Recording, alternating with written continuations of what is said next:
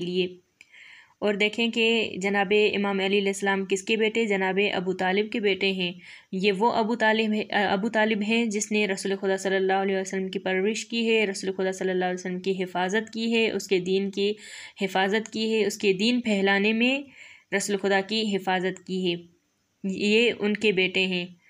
اب دیکھیں کہ خداوند متعال کی طرف سے فیصلہ آیا اور حکم آیا کہ فاطمہ اور علی کی شادی ہو جائے، تو دیکھیں جناب فاطمہ یعنی دو نور آپس میں ملے، اور اس کے بعد مختصر سا جہیز دیا جناب سیدہ کو رسول خدا صلی اللہ علیہ وسلم نے، اس کے بعد جناب سیدہ کی شادی جو ہے امام علی علیہ السلام سے کروا دی۔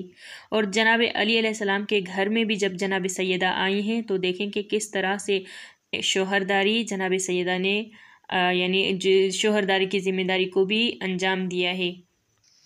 جب مولا کائنات کے گھر میں آئیں تو سارے کام خود کیا کرتی تھیں، اور اس کے بعد یعنی اپنی شوہرداری بھی نبھاتی تھیں۔ پھر جب بچے ہوئے تو بچوں کی پرورش بھی کیا کرتی تھیں، اور خداوند متعال کی اتنی زیادہ عبادت بھی کیا کرتی تھیں کہ روایت میں ملتا ہے کہ جناب سیدہ جب محراب عبادت میں کھڑی ہو جاتی تھیں تو جناب سیدہ کے مصلی سے نور نکلنا شروع ہو جاتا تھا، جو کہ ساری دنیا میں یعنی سارے مدینے کو روشن کر دیتا تھا۔ اور لوگ جو ہے مولا کائنات سے یا رسول خدا سے پوچھنے آتے تھے کہ یا رسول اللہ، آپ کے گھر میں سے، آپ کی بیٹی کے گھر سے ایسا نور یعنی کون سا نور ہے جو روشن ہو رہا ہے؟